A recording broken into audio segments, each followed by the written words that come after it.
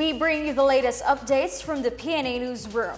The Office of the President has teamed up with the Anti-Red Tape Authority, or ARTA, to make sure that government agencies are held accountable for failing to act on reported complaints or concerns. The agreement between the OPS 888 Citizens Complaint Center and the ARTA ensures that government agencies immediately respond to public concerns or requests. Under the agreement, the 888 Citizens Complaint Center would act as the complainant, and government agencies must respond within 72 hours. Failing to do so will result in ARTA issuing a warning letter to the reported agencies. ARTA will also initiate an investigation or file necessary charges with the Civil Service Commission, the Office of the Ombudsman, and other competent bodies. Present during the signing were Executive Secretary Lucas Bersamin, Senior Deputy Executive Secretary Hubert Guevara, ARTA Undersecretary for Legal Genesis Abot, and 888 CZC Director Bernadette Casinabe. The 888 Citizens Complaint Center accepts complaints, concerns, and requests via phone calls, text messages, and the website. The President is really hell-bent on removing red tape delays in the bureaucracy. And I expect that this one will be the first of more MOUs to happen between you and the other relevant agencies of government. As far as we can see it, this will be more for our reputation, the improvement of our reputation as bureaucrats, if we are aggressive about these MOA signings within the executive branch of government. The 4 passengers of the ill-fated Cessna 340 airplane in Bicol have been found dead. Mayor Carlos Baldo of Camalig Albay said the bodies of the 4 were found near the wreckage of the plane, which crashed near Mayon Volcano. Rescuers have now shifted to retrieval operations to get the bodies. The fatalities were identified as Captain Rufino James Crisostomo Jr., crew member Joel Martini, and passengers Simon Shiverfield and Carthy Santhanam.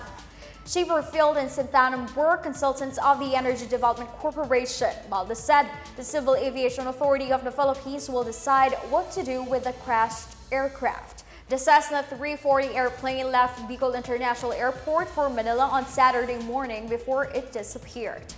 In Isabela, search operations for another missing Cessna aircraft resumed this morning due to improved weather. The Provincial Disaster Risk Reduction and Management Office said there will now be 13 tracker dogs, as 4 more tracker dogs and 8 handlers will be flown to Maconacon to join in the search efforts. On January 24, Cessna C-206 plane RPC-1174 took off from Kawayan Airport for Maconacon town. The aircraft was carrying a pilot and 5 passengers before air traffic controllers lost contact. Police officers in key positions in the Philippine National Police are the first to be investigated for possible involvement in illegal drugs. Among them are the PNP Chief, the Deputy Chief for Administration and Operations, the Chairman of the Directorial Staff, and those in control of the PNP's Directorates and Regional Commands. PNP Public Information Office Chief Colonel Rodrigo Maranan said the 5-member team will meet to determine the guidelines that will be used in the assessment and evaluation process. The screening, Maranan said, would be completed within 3 months.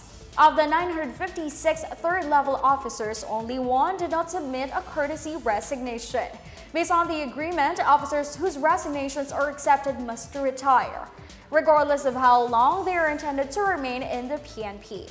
Interior Secretary Benjamin Apolos Jr. said the names of police officials whose resignations are accepted will be forwarded to the National Police Commission or NAPCOM for another round of validation. The final list will then be submitted to the Office of the President. Apolos said he expects the investigating body to do a fair and impartial probe. The move attempts to rid the police force of criminal drug syndicate infiltration. In news overseas, 3 strong earthquakes struck parts of Tajikistan this morning. A 6.8 magnitude earthquake hit eastern Tajikistan around 5:37 a.m. local time. The U.S. Geological Survey said the epicenter appeared to be in Gorno-Badakhshan, a lightly populated region that borders Afghanistan and China. A magnitude 5 aftershock hit the area about 20 minutes after the initial quake, followed by several other aftershocks. The China Earthquake Network Center registered the earthquake at about 7.2 magnitude. The quake was strongly felt in some parts of China's western Xinjiang region, including Kashgar and Arctics. Chinese state media said the Xinjiang Railroad Department stopped operations of passenger trains running on the Aksu to Kashgar section of the southern Xinjiang Railway.